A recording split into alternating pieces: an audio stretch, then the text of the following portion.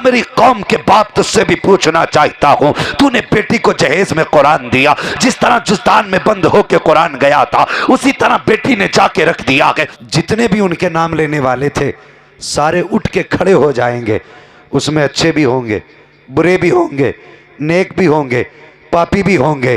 फरिश्ते कहेंगे हमने अच्छों को बुलाया था, कहेंगे तुमने लफ्ज़ कादरी कहा था, हम भी तो अपने आप को कादरी कहते थे।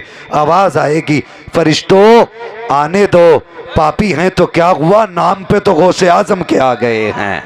अल्लाहु अकबर। ये निस्बतें भी बड़ी चीज़ हैं, ये तेरा कर्म है आका कि बना लिया है अपना। कहाँ मुझसे ये कमीना, कहाँ सिलसिला तुम्हारा। और ये ड्यूटियाँ मुकद्दर से लगा करती हैं, नसीब वालों को ये ड्यूटियाँ मिलती हैं।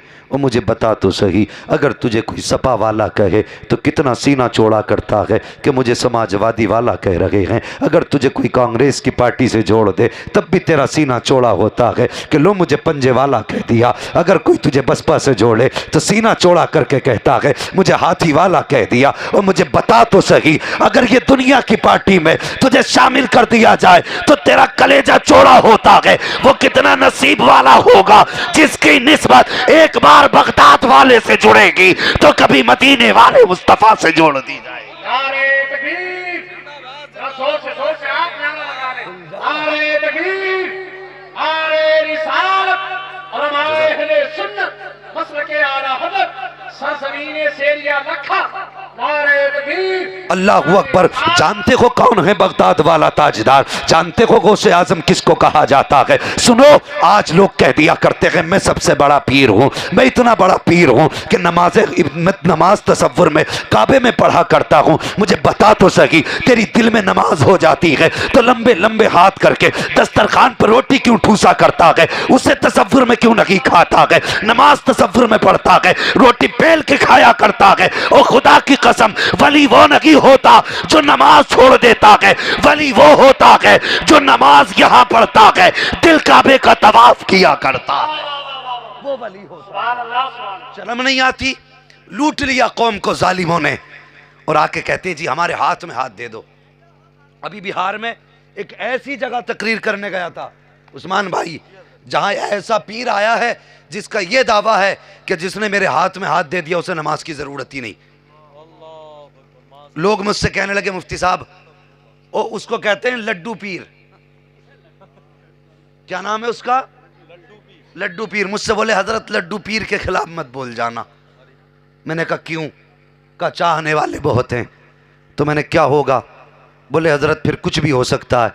मैंने कहा उसे डराना जो लावारिस हो, हम तो वो हैं जिसका बरेली वाला भी वारिस है और खुद अजमेर वाला भी वारिस है। हाँ, और फिर मैंने जो लड्डू को सही से धोया, इंशाअल्लाह आज के बाद वहां कोई मुंह मीठा नहीं करेगा। हाँ, शर्म नहीं आती यार? बंदा कह देता हमारे मुरीद हो गए, नमाज की जरूरत ही नहीं, पढ़ा तो पढ़ा ही है, लेटा तो लेटा ही है। और हमारी कौम भी जिसे नंगा देखा उसके पीछे हाथ जोड़ के गिर गई।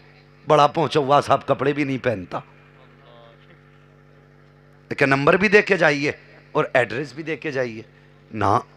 पीर वो नहीं जो नंगा फिरे, पीर वो होता है जो दिल पे नजर डाल दे तो दिल को मुस्तफ़ा की मोहब्बत का मदीना बना दे, उसे पीर कहते हैं। और नसीब वाले हैं हम, खुदा ने मुझे और आपको कादरी बनाया है।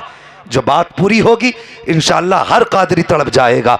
बात ही कुछ ऐसी है। सरकार गौसे पाक की ज़िंदगी देखो प्यारे, आपने 40 साल तक इशा के वज़ू से फज्र की नमाज़ पढ़ी, यानी कि इशा की नमाज के बाद कभी सोते नहीं थे, पूरी रात इबादत में गुजार दिया करते थे, इतने बड़े इबादत गुजार थे। और आपने 12 साल तक एक पैर पे खड़े होकर के एक रात में पूरा कुरान पढ़ा करते थे। मुझे बता तो सही मेरी कौम के नौजवान, तुझे कितने महीने हो गए हैं तूने कुरान खोल के नहीं देखा है? तुझे कितने बरस हो गए हैं तूने कुरान को जुस्तान से निकाल के नहीं देखा है?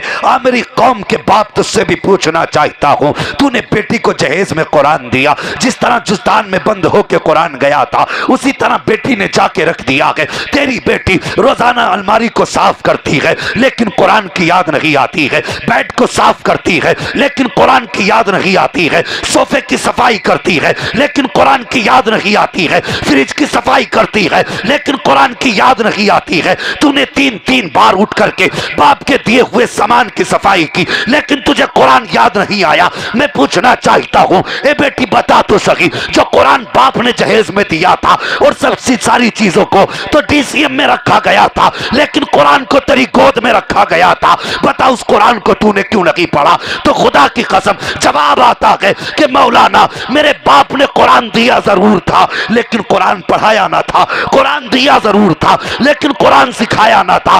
आओ मैं कहना चाहता हूं, एक कौम के नौजवानों, अपनी बहनों को जहेज कुरान में बाद में देना, पहले इनके सीनों में कुरान उतार दो, इनकी जबानों पे कुरान जारी कर दो। खुदा की कसम जब इनकी जबानों पर कुरान जारी होगा तो ये बेटी तेरी होगी लेकिन देखने में राबिया बसरिया नजर आएगी।